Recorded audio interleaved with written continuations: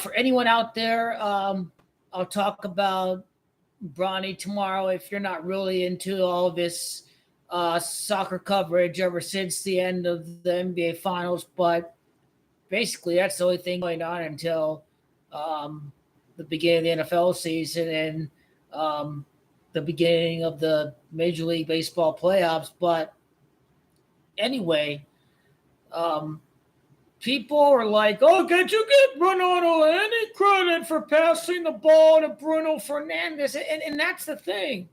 Oh, where are the haters? Ronaldo passed the ball. He passed the ball. Oh, where are the haters at? He passed the ball. He's selfish and refuses to pass the ball to teammates. Penaldo gets angry when teammates score goals. He gets very angry and visibly irritated when teammates score goals instead of Cristiano Penaldo. So this is a thing that has been going on for years. So, of course, Penaldo fans act all surprised that he passed the ball and they want people to give him credit. But remember, he's all about his image. He's all about the PR. When you're a narcissist, you only care about your own image. Ronaldo knew he had no voice. Even if he scored, even if he took the shot, he would have been criticized, ripped to shreds by the media. He had no choice. If there was wide open Bruno Fernandes over there and Penaldo's taking on one guy over here, you don't have a choice. If Bruno Fernandes doesn't get the ball and Ronaldo shoots instead, he loses the entire dressing room. And if Ronaldo did miss the shot, he would have lost the entire dressing room if he refused to pass to a wide open Bruno Fernandes. And even if he did score, if he decided to take that shot, even if he did score, he would have still lost the dressing room because the correct play to make right there is don't take any chances. Pass it to the wide open Bruno Fernandes. But basically, Penaldo only he wanted the goal. He wanted to go, but he knew that if he took the shot, he would have been ripped to shreds by the media for being selfish. And so Penaldo cared so much about his image that he wanted people to look at him as being older and mature and not being selfish. So when he passed the ball to Bruno Fernandes, he did so entirely so he could himself. So that's what I want to say about the assist to Bruno Fernandes, where Penaldo could have easily scored a goal right there. It's such a cheap giveaway. Anyone could have scored. I mean, a Pop Warner little league soccer kid could have scored when it's like 2-on-1 like that. He wasn't gonna miss the net. Now, when Portugal won the group, because Portugal, they already won the group, right? Today made no difference. Not only their place in the knockouts, but their exact knockout position, it did not make a difference. So why is Ronaldo playing against Georgia? Because Ronaldo, again, cares about his stats. He only plays for himself. He only plays for the personal glory. This guy is just pathetic. He is 39 years of age, and he hasn't grown the fuck up. He's still a petulant, narcissistic man-child. He only cares about himself and his stats. He's like a toddler having a huge hissy fit when he doesn't get his way. That is such ugly behavior for somebody who should be a mature 39-year-old. Someone who should be the mature leader by example in the Portugal dressing room. And Penaldo is failing in every aspect. What are you trying to do? You're trying to win the Euro. You're 39 years of age. You've lost your legs. You need to help the team and rest up and be as fresh as can be by the knockouts. When you're playing for your own personal glory and you're playing for your stats, you're hurting the team. Penaldo hurt his team by playing in the game That made no difference whatsoever. And on top of it, he scored 0 goals. He should not be playing whatsoever. He should have been resting up and getting rest and being as fresh as can be for the knockouts. Penaldo, such a mitigated disaster. He doesn't play for the team. He doesn't help the team by resting for the knockouts. He was only playing for stats and goals and personal glory. He should have helped the team. He didn't hurt the team because he's not a mature 39-year-old. He's not a leader. He is a petulant, narcissistic toddler. He's a man-child. You need to help the team. Be a leader and lead by example. He's an utter failure.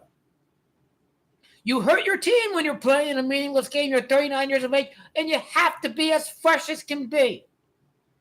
All of this, just to score 0 goals again? Pathetic. It is passed to Bruno Fernandes. He only did so because he knew he was going to get ripped to shreds by the media. And if he didn't pass the ball to Bruno Fernandes, he would have lost the entire dressing room.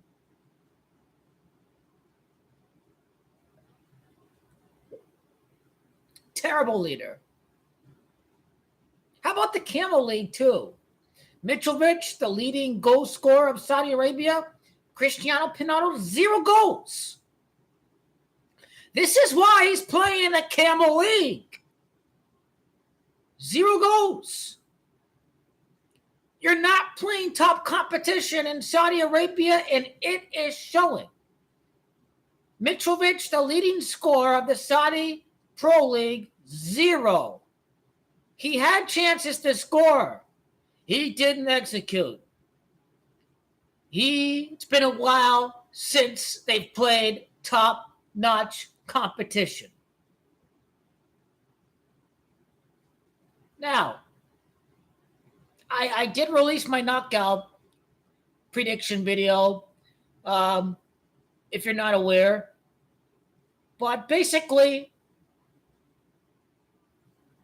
Portugal are among the most talented teams in the world. I have them making the semifinals because Portugal can score a goal in open play. I'm not talking about Penaldo. I'm talking about the whole collective, the whole group of players that they got, right? Jota, Mendes, Fernandes, João Felix, even Pepe is still playing. Bernardo Silva, you feel me? This is a team for talented individuals.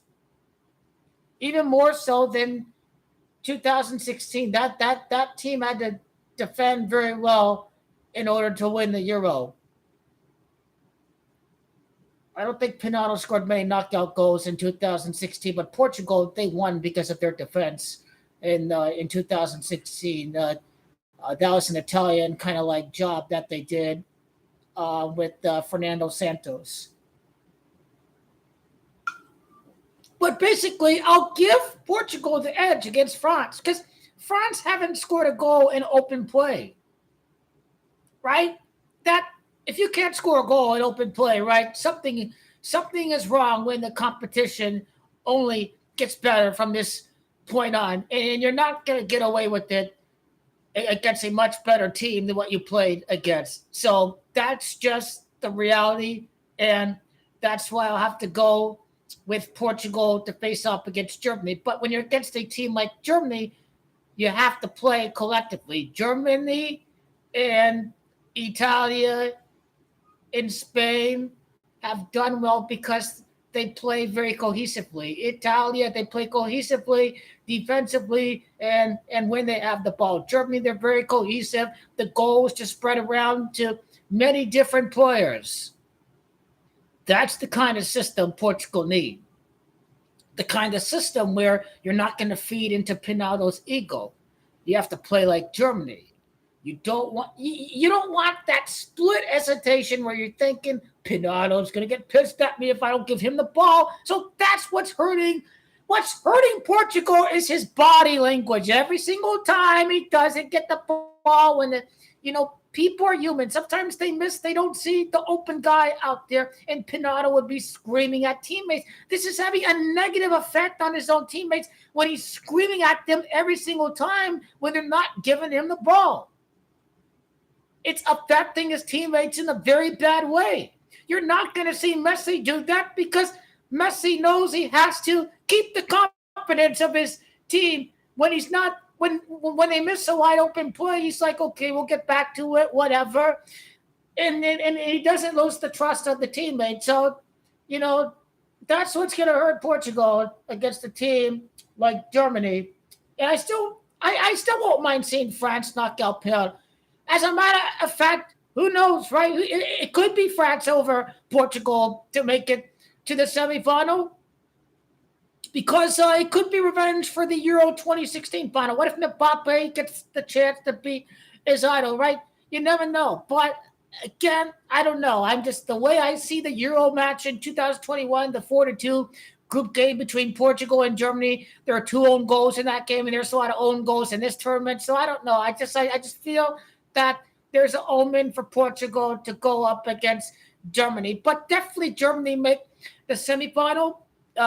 France and Portugal is going to be a very good prospect because France and Portugal, it could be either team. Another team would be a great storyline, whether it be Mbappe beating Azada one time because PSG, they faced off against Real Madrid and they didn't beat Real Madrid. It was on 2 separate occasions. It was like, I think 2017 or so with Neymar, whatever. They lost to Real Madrid. It was like the year that Real Madrid, they beat all 3 champions of Italy and Germany and of France. And I think they beat a champion in the final too. I don't know. Maybe that was Liverpool. But anyway, Mbappe hasn't beat his idol yet. This could be the moment that he beats his idol, for all we know. So it could, in France, revenge against Portugal, or it's just, hey, in the semifinal, Portugal and Germany collectively can score a lot of goals, and that can produce a lot of fireworks. But all I have to say is Penaldo is in the semifinals.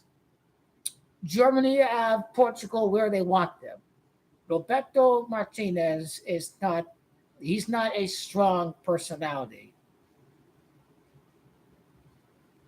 Portugal have been hurt by not Penaldo's behavior I'm not talking about his assists. I'm talking about the body language towards the teammates. I'm talking about the immature decision to play for stats and refuse to rest up and help the team. That's just, when you're 39 years old, come on now. When you're 39 years of age, you should be more mature in doing things to help the team, to be a leader. Was a terrible leader. Real Madrid have had much strong. Real Madrid won 2 Champions Leagues and made it to 2 other semifinals. So MEnaldo is being carried by a very great Real Madrid team, and it is being reflected by reality. They could have easily replaced the poacher with another poacher like Mbappe, and Real Madrid would still be winning Champions League. There's nothing special about Penaldo. But yes, there is something special about the work ethic he has and where he came from, growing up from poverty. It's something to be admired. But the way he carries himself personally and as a leader and as a teammate it is the reason why the vast majority like Messi better than Ronaldo. You could prefer a particular playing style. You could prefer the tan line versus Lionel Messi. But you could prefer the poacher over the small magician. But objectively, if you can step back and play midfield and pass the ball and create scoring opportunities every match like Messi does when he doesn't score, he's just a better all-around footballer. You'll take corner kicks. You even take corner kicks too, a great corner kick taker. He has an all-around game. And the most ironic thing is that Messi had a brilliant header against Penaldo in the 2009 final when Barcelona defeated Manchester United.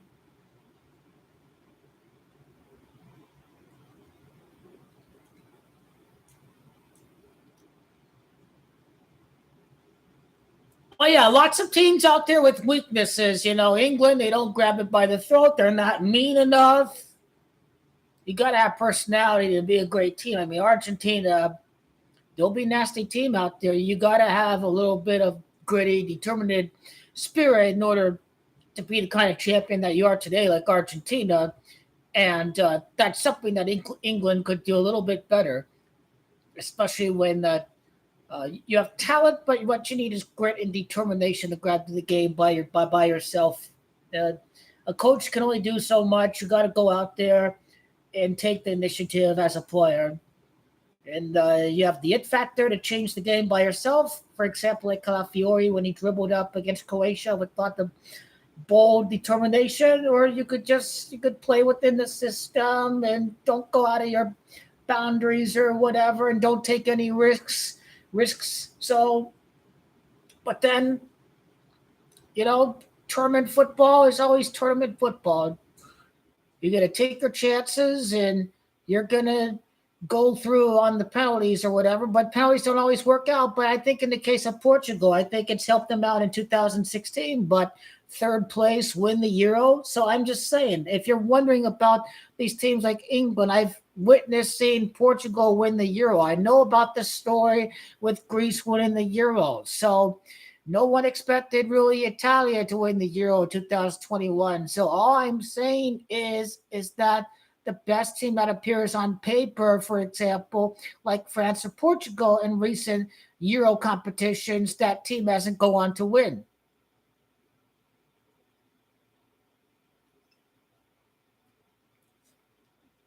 So I'm just curious, what's going to be the reaction for Penaldo when Portugal do lose?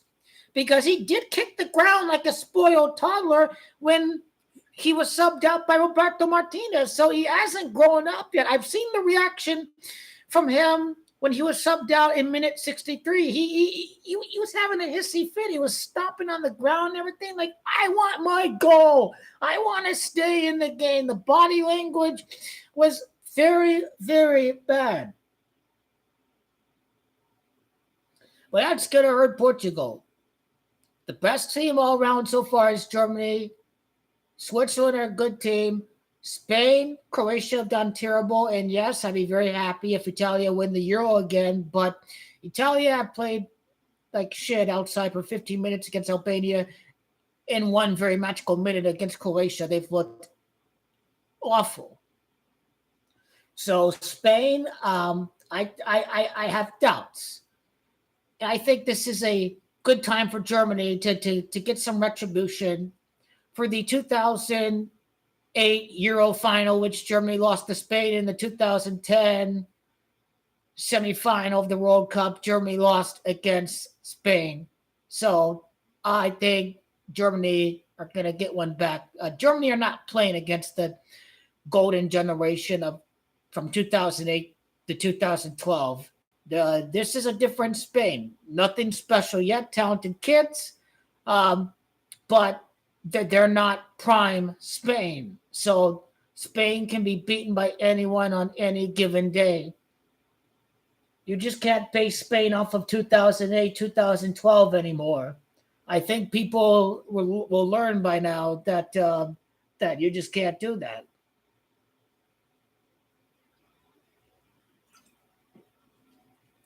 Oh yeah, again, I'll be gone during the weekend, but I'll be back here Monday. I think Monday is France and Belgium, and even though France haven't looked good, I think Belgium are done. I think France should be able to have no problems against Belgium. And the other game, Penaldo. I'm back here, the live stream here in the office here, live to see Penaldo on Monday. Man, that's going to be good. That's going to be good. I'll be rooting for Portugal to lose, but I know Portugal are going through. Any surprises? Maybe Italia and Switzerland goes extra time, but then again, I look at England. Well, Italia could go to extra time against Switzerland. Maybe, who knows if Sommer of Switzerland is an Inter Milan goalkeeper. What if this goes to penalties again? Swiss tend to go to penalties in these Euro knockout segments.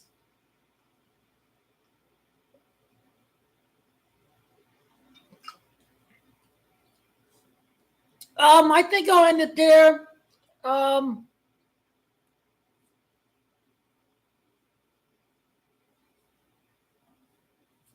We gotta obviously talk more about Messi sometime. I'm not gonna do it right now, I don't think, but will Messi play in World Cup? Can he even play every few days?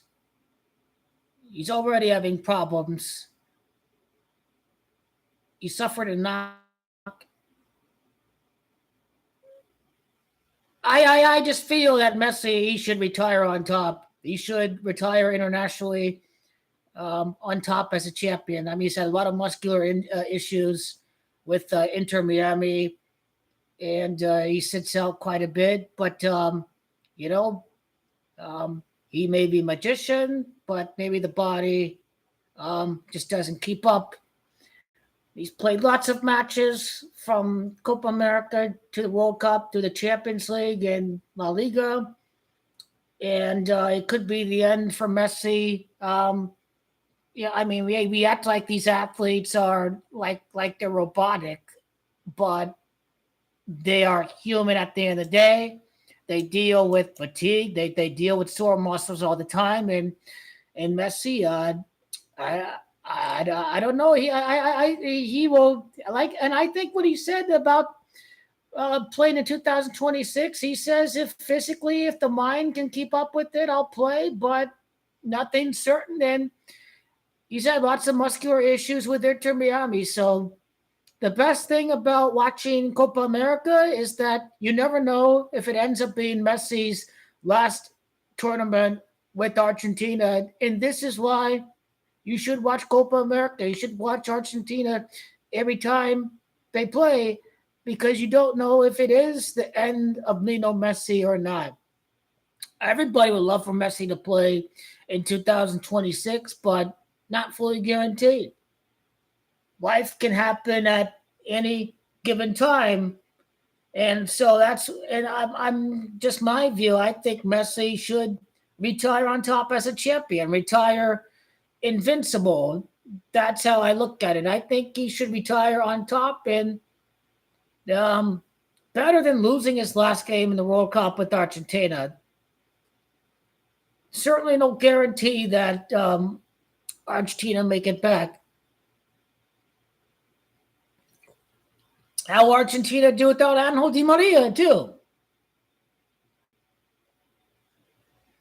What if you don't want to hold back other opportunities for other young players? You want to pass it on to other young bucks, but he is Messi and he is the new ambassador to America. Pele was the ambassador in 1970. So what if Messi has to play in this World Cup because he is Lionel Messi, and Messi would give FIFA lots of money if he is playing this tournament. So I think the money is too much to pass up on that he probably does end up playing, but people respect Messi so much. The decision will be up to him, and everybody is going to respect his decision because he's given everything to the game that anyone can have possibly imagine. Now, Copa America is a Mickey Mouse. I don't know. I don't want to call it a Mickey Mouse Cup. I mean, I think Argentina have pretty easy path to the final when you avoid Colombia and Uruguay and Brazil. You avoid all three of these teams until the final. It's like rigged draw. It's like you don't face either three of those teams until the Copa America final. That should be a really easy path to the final. I don't know how many matches unbeaten Venezuela are, but I know Venezuela have had a really good qualifying campaign. Now, I will make a prediction video for Mexico and Ecuador. The matches are going to be significant. So, Chile and Canada, Venezuela, Ecuador and Mexico, I will do. Basically, the winner of Mexico and Ecuador is going to face off against Messi on the 4th of July at Houston. Does CONMEBOL and CONCACAF want to rig the match for Mexico so they can make all this money with Mexican Americans and Messi fans competing for tickets, driving up the ticket demand, driving up the price of the ticket? So I think the match will be rigged for Mexico. They're actually playing where I'm at Glendale against Ecuador, at the Cardinal Stadium, Arizona Cardinal Stadium. But does Mexico, are they tired of Messi owning them? 2006 World Cup, Messi scored. 2010, 2022. So Messi, he's really owned Mexico throughout the years. Are Mexico tired of Messi owning them? That we will have to find out about that. But I would like to see Mexico and Argentina again. Just they never learn. Mexico fans always saying they're going to beat Argentina. Sometimes you got to cool down and be realistic. I mean, he is Lionel Messi. Argentina way better at the moment right now. But nah, the Dallas Cowboys. Someone on Fox Soccer on the Facebook comments, they were saying, "Oh, Mexico is the Dallas Cowboys." Nah, Dallas Cowboys are England, because they think that it's coming home every single time. The Dallas Cowboys win the Super Bowl. So England are the Dallas Cowboys of soccer. So I know. Maybe recent years, ever since 2018 World Cup when they made it to the semifinal. But anyway, I hope you enjoy this live stream. I did talk about Messi and his muscular issues. Very different when you play every 3 days, 8 matches across 39 days, extra match too. So I'm basically at the moment. If Neymar plays in 2026, I'll go Brazil. If Neymar's done, then I'm thinking might as well ride Messi until he's no longer invincible. But obviously the Asian Champions League, blah blah, all that Neymar. Basically, if Brazil flame out of this Copa America, they're gonna need a savior. They're gonna be crying and begging for Neymar to come back if they do flame out of this Copa America. That's what would happen. If they struggle without Neymar, they are going to cry and beg for Neymar to come back, just like Argentina was begging for Messi to come back. Please come back, Leo. Don't retire. In Brazil, if it is really that bad, they are going to be begging for Neymar to come back. Maybe some guys are as good as the team is Real Madrid. You're playing with superstars around you, so they make you look good. So is that why Vinicius is struggling? I don't know. Or maybe a lack of a midfield for Brazil at the moment, I think. I don't think you can. I think they're going to find someone better than Lucas Paqueta. I think. I don't know why Casemiro's not on the team, but Casemiro, he is getting older. So, yeah, I think the thing for Brazil is that they need a better midfield. I think it starts with winning wars and winning duels for balls, kind of like Argentina. I think Ramades will be good for that, but where's the creative midfielder that we're talking about? Who's going to replace Coutinho, what have you? These are the things that who's going to replace Fernandinho? I think they've yet to replace and find a good midfield.